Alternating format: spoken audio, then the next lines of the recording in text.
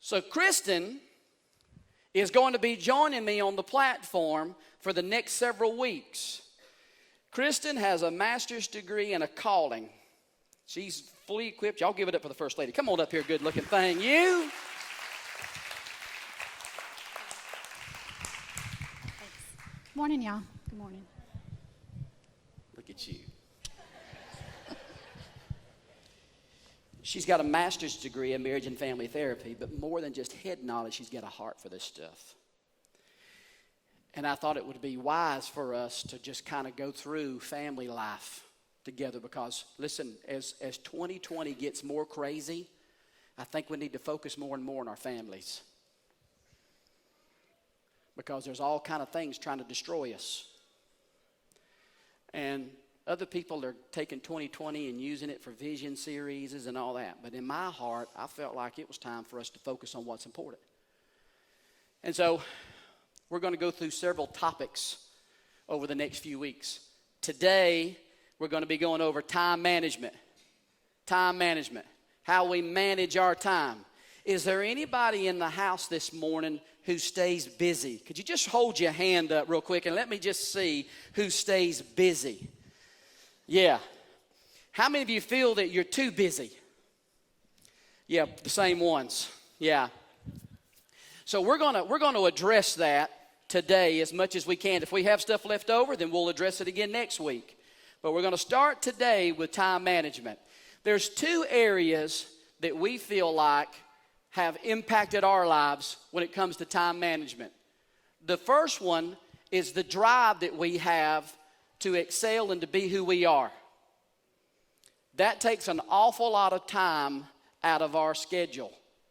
The other thing is social media. It kills our time. Hello, is this thing on? Just want to make sure. Social media kills our time, and we're going to talk a little bit about it. But in our family, those are the two things that impact us the most with our time. Now, first of all, when it comes to our careers, our callings, because Kristen's got a career, but it's also a calling. I have a career, but it's also a calling. Now, for me, I am a very driven person. We're going to get to Kristen's calling here in just a moment, so she can explain to you what drives her. But I'm going to tell you, I grew up very, very poor in South Alabama. When we finally had hot water come out of a pipe inside the house, I thought, whoa, good times have come our way. I've come a long way. But there's always been something in the back of my mind that says, I'm one decision away from going right back to it. I'm one bad decision away from returning from what God has blessed me with back to extreme poverty. I'm one decision. Now listen, that can drive you to excel in a lot of areas. But it can also drive you to the point to where it controls you. Hear me? It can control you, and it controls you, and it takes over your life. And so I am a hard-charging, if you can't tell, I am a hard-charging, analytical thinker who wants to get something done big time yesterday. You feel that? Now listen, that's good if you can have that in short spurts in your life. But when you live like that 24 hours a day, 7 days a week, Kristen, it's not good. Because she has to walk through life with me like that. And so I can't live like that. That hard-charging, hard-driving life takes over our lives, and before I know it, I'm spending all my time doing other things other than what God has called me to do. And if I spend all my time doing things that God's called me, or doing things that God's not called me to, and not doing the things that God has called me to, then of course things are upside down. But that's what drives me, and that's what's taken a lot of my time away. Miss Kristen, talk to the folks about what drives you. All right. Most of you know, and I've spoken about it before, or if you've been here before, that John and I grew up very different, and I joke a lot that if I knew him when he was a teenager, I probably wouldn't have liked him very much. Why is that? We have very different morals. I grew up in church, and he did not. And so, I would not have given him a time of day. So we met at the right time because, I wouldn't have even looked his way. He was making bad choices, very bad choices. And I was very driven when I was a teenager because of what I saw my own family go through. It's probably why I'm a marriage and family therapist now. It's why my passion is there. But I grew up in a normal middle-class family. We had everything we needed and some of the things we wanted. And my dad worked very hard, very long hours. And my mom, while they were married, did kind of a job at a school. She was a teacher's assistant in a way that she could spend time with us.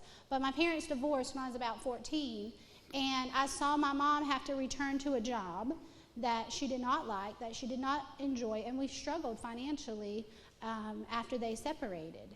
And at the young age of 14, I said that wasn't going to be me. I'm a little bit of a feminist at heart, to his chagrin. Because I do believe that women can do anything that a man can do, even while wearing high heels. So, I beg to differ. No, as I've gotten older, I understand men are always going to be physically stronger than us, yes, but if I have the want to, I can do it as well. I'll just have to look differently. But anyways, so my ambition and my drive came from when I was younger. I was very much driven to do well in school, to go to college. I was the first person to graduate from my family in college, and I was driven to go get a master's degree. And that was very much a part of what I wanted to do, because I wanted to have a job in a way that I loved it. I don't mind getting up, going to work. I enjoy going to work. Some days I don't want to go to work. But once I get there, I love what I do, and I feel very passionate and very much called, and that's part of what the Lord wants me to do in my life. And so I'm thankful that drive came. But I'm in a different place now, and my drive is not at all even close to as much as he is driven. I'm very thankful for his drive, and we balance each other out very much. But my drive now is to make sure that I do what the Lord is calling me to do, and that I spend time with my Lord, and that I take care of my family. That is where my drive is now, and that's what's most important to me, is making sure that I'm taking care of John and my kids, and that I'm there for them. At work, I want to kind of fly under the radar, and I don't know if I have anybody else out there, but I want to do my job well, and I want to go home. And so for me, I find a lot of, my employer's got to be flexible, because I need to go take care of my babies, and so that's what's important to me. That's why I work where I work. I'm not driven by money or climbing the ladder. I could care less about any of that. And so that was always my life, is that I wanted to drive, I wanted to excel, I wanted to be the man, because I never was when I was a kid coming up. And so I had that drive in me to be the man and to acquire things and to be the man. And so, but as I told you before, that leads to disaster, because you can only drive yourself so hard.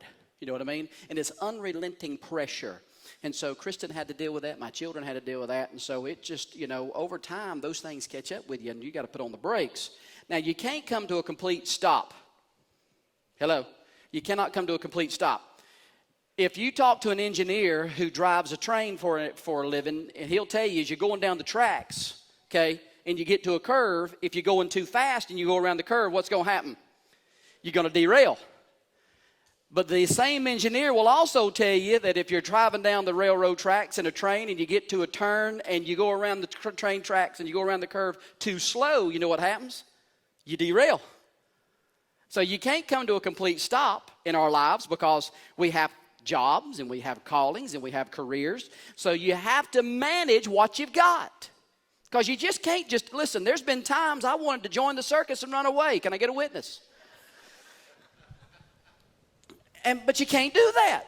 There's this thing called life, and God's called us to it, and He's given us talents, and we can't go take our talents and dig a hole and bury them and tell God we didn't want to do it. No, I believe that God is a result-oriented God. He expects things out of us. I get that. So, listen, going all out all the time is not is not permissible, nor is just coming to an absolute stop permissible. So, well, that's actually John's best day. It's his idea of the best day. It's just to sit there and do absolutely nothing.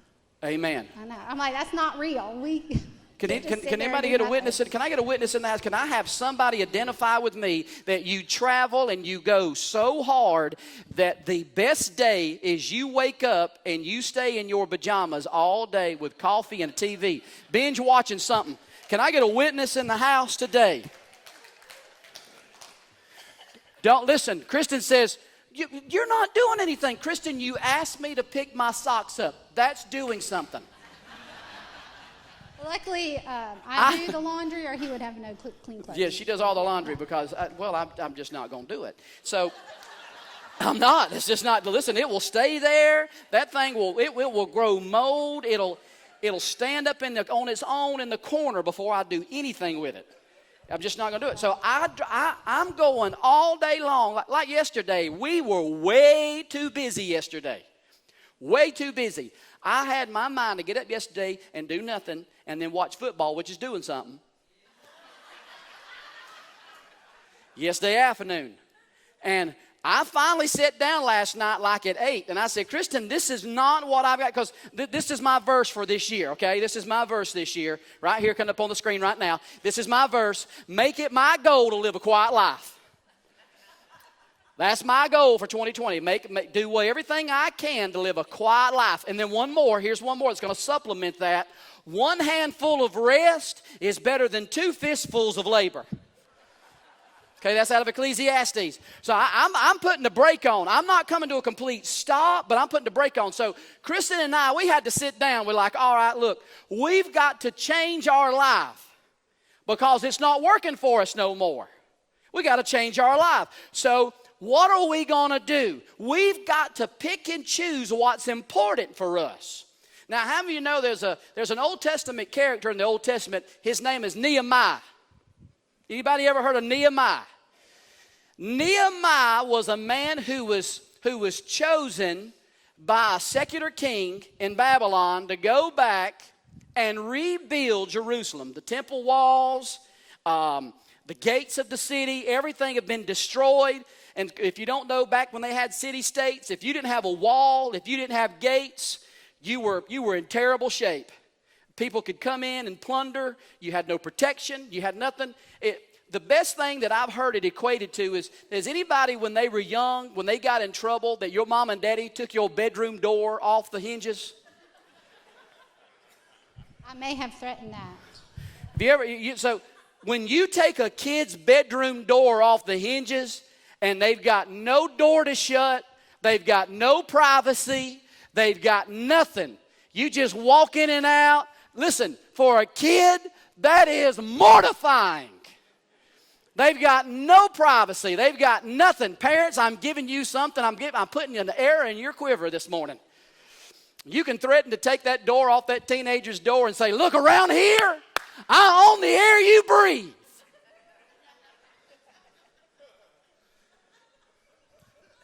Seriously. But that's what it's equated. You've got nothing. People come and go. You've got no privacy. You've got no protection. Nehemiah was given the task of going and putting the bedroom door back on its hinges. Given that city-state.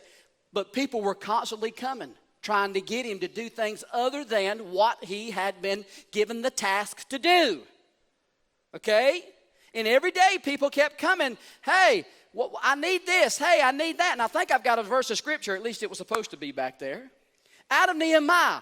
And this is what Kristen and I, this is our family verse now. She's got a verse that's going to be dictating her life in 2020. I've given you mine. This is our family verse for 2020. This is our family verse for 2020. When anything pops up in our life, anything pops up in our life, and it conflicts with what she finds important and with what I find important, this is what we're going to shout to the thing that's bringing conflict. I am doing a great work and I cannot come down. Let me say that again. I am doing a great work, and I cannot come down. Don't ask me to do anything, because I'm not doing it. Why? Because I'm doing a very important work. My very important work is to keep my relationship with Jesus white hot.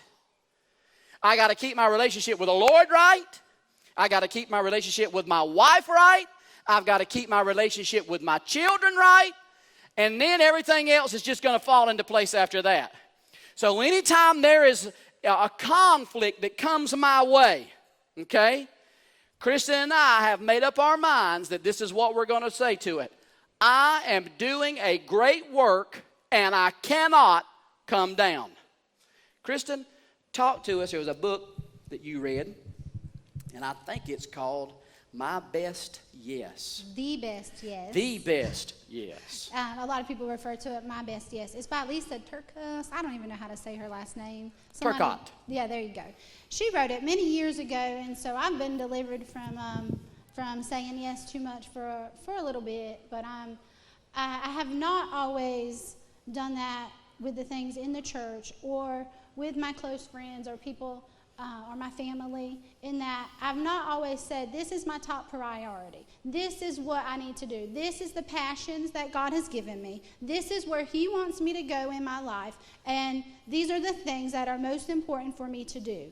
And so the book is talking about, and I'm sure a lot of you have read it or know of it, the busyness of life, and saying yes to things that distract us from our main purpose and our main goals in life is so important for us ladies and you men too, to know what the Lord has called us to do, to know what our passions are, and to do those things. And if we try to do everything because of shame or because of guilt of saying no to people, then we are not going to do anything in excellence. We are going to be so busy that we look like a rat on amphetamines because we're running around and we cannot focus on anything. And so it's my goal this year to say no to things that I know are not something the Lord is asking me to do, or if they distract from our family. And so, for example, our youth have this lock-in, sometime all-girls lock-in coming up. And if Claire came to me and said, Kristen, we need a volunteer, we need a lady there to stay up all night long, I am going to say, oh, no, thank you. I need my sleep. I need sleep. That is not my calling. That is not my thing. That's not what I want to do at all. I love you, and I love the ladies that are there helping there, but that's their passion. And if I stepped into that role and filled that role, I'm leaving somebody else in this congregation who has a passion for youth, and I'm taking their place, and I shouldn't be. And now I'm hampering the work that the Lord wants to do, because I'm not going to do it in excellence. I'm not going to have a good mood about it. I'm not going to be happy about it, and somebody else here would have. And so it's actually better for me to step back and say no to those things. So that's my goal, to know what the Lord wants me to do, to hear His voice clearly, and to run after those passions and the things the Lord wants me to say yes, that way I can do that in excellence. So that book is The Best Yes, if you want to check it out. Amen. So I am doing a great work, and I cannot come down. I am doing a great work. I'm not going to stop what I'm doing. This is my number one priority. This is my number two and my number three, and after that, then we'll fill in the blanks. But I am doing a great work or an important work, and I cannot come down. I want that to be driven in your spirit, okay? Now, besides the drive of our careers, another thing that takes all of our time, all right, everybody, get your cell phone out, is this little thing right here. It takes way too much of our time in our lives. Our kids are almost addicted to these things. Hello. Our children are almost addicted to these things. They come to me, it's pathetic. They come to me and they're almost groaning, please, Daddy, can I watch Disney Plus, please? I'm like, get out of here. Go find something to do. I'm so bored. Oh my gosh, let me stop here and tell you that your children need to be bored. Hello, can you repeat that again, First Lady? Your children need to be bored. They are so stimulated by a phone, a device, a TV, that when they are in front of a screen, they cannot use and develop their own creativity and their own imagination, because they are completely, that is given out through this phone. And so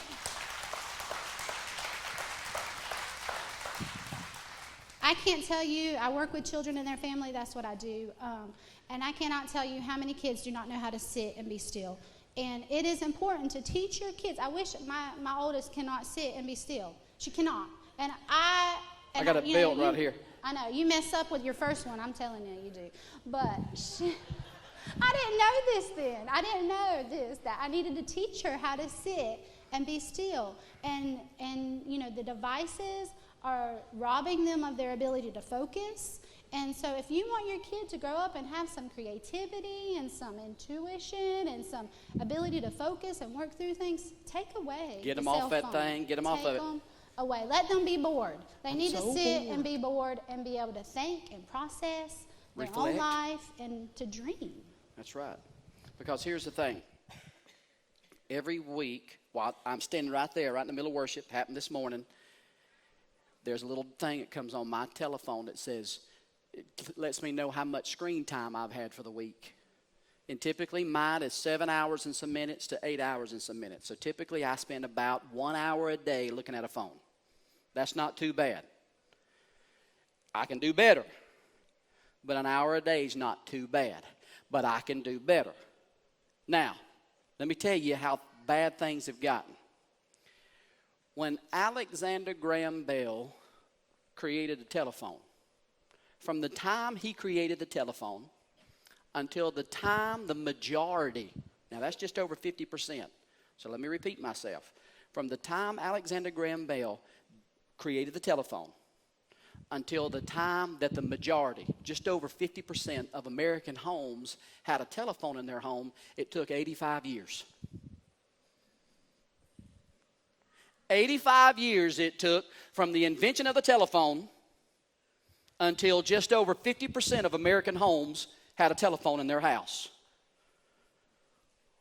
When this thing come up on the scene, from the time it was created, a smartphone, not the cell, but the smartphone, from the time the smartphone was developed until the majority of the world had it, 13 years.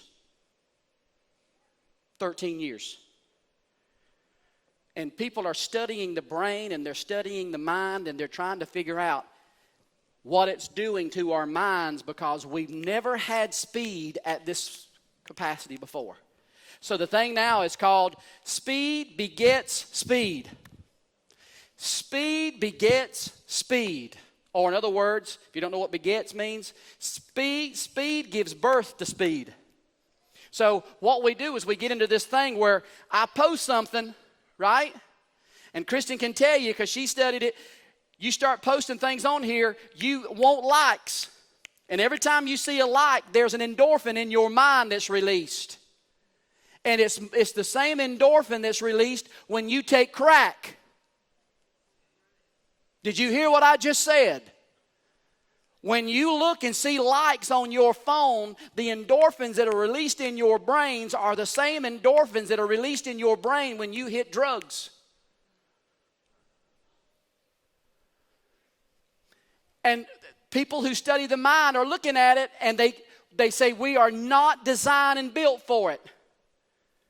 Our minds cannot compute it. We're not designed and built for the speed that's coming. And so we want to say, we get a like, okay, great. We got another like, okay, great, okay. And then when I respond to somebody, like on Instant Messenger, and you can see when somebody sees your message, you're constantly looking, well, I wonder if they've seen it yet. Well, they haven't seen it. Well, how come they ain't seen it yet? They need to hurry up and see it and respond so that I can hurry up and respond. Right, Kristen? We got to hurry up because we got speed. I got things I got to do. And these things are supposed to make life simple, but they're making us in bondage. And listen, we got about 4 minutes left, and I'm here to tell you, mamas and daddies, Kristen's going to spend just a couple of minutes here talking to you. If your child has this, you better be watching what they're looking at. Kristen, talk to them. You deal with young people all day, every day, and Go ahead. Okay, so I'm going to do this quick because I got 2 minutes, 58 seconds, so let's go. All right, so the reward center of the brain actually lights up and it gives you dopamine. Not only is it like you're having on drugs or crack or speed or something like that, it's also the same happy pleasure feeling that we get when we're intimate with our spouses. So, I mean, this is very powerful. So our girls are taking pictures of themselves and then they're posting that picture. And when it's not getting that happy feeling of those likes and it's not getting the attention that they're supposed to get, they're going to take another one and they're going to try it again until they get that happy feeling that they're going to get. And it's causing so much problems with our girls, social media for sure, that you're getting a lot of depression, a lot of suicide, a lot of self-harm that I see on a daily basis. I'm going to tell you, my 14-year-old, she is like so sad because she does not have a cell phone. Her social media comes to John's phone. Used to come to mine, but I'm out of storage and I'm too cheap to buy a new phone, so it goes to his now. But we see everything that she posts and every conversation. So all those teenagers out there that have my kids, we see those things that you see. That's right. So when you send something to my daughter, look here, Pastor John sees you boys. everything you send. Yes. It pops up first, so we see that, we monitor that. And they say, this is what they say real quick. They say, well, that doesn't sound like she's got any privacy. That's exactly right. You at my house, you know how much privacy you got? None. Listen, I see it. I see children in my office every day who have had nudes sent to them, who have been in charges because they are charging children with soliciting pornography of themselves, of other children. I see it. I see the damage, so my kids will not have that. They will always have some type of app. There's Circle, there's Bark, there's Life 360 that you can get as a parent to monitor your children's. Please monitor your children's phone use, their screen time. 1 to 2 hours a day is what they recommend screen time, and I can guarantee you they get that at school already. That's all screens, TV, games, cell phone, all of that. But let me tell you that by the age of 11, your child has been exposed to pornography if they have a phone that's not monitored. Did you hear that? By the age of 11. That's 5th grade. And right now they're thinking that it's even younger, age 8. That's my Curry. And I'm going to tell you, boys are addicted. I'm going to tell you, adults in this room are addicted to pornography because of how easy. It's one click away on a phone. And we have to safeguard our families because that is something that will destroy our family life. And we have to protect it relentlessly. I will protect my kids, my relationship, by having something to prevent them from just having all-out access to a device that can be used for so much evil. That's a good word from the First Lady.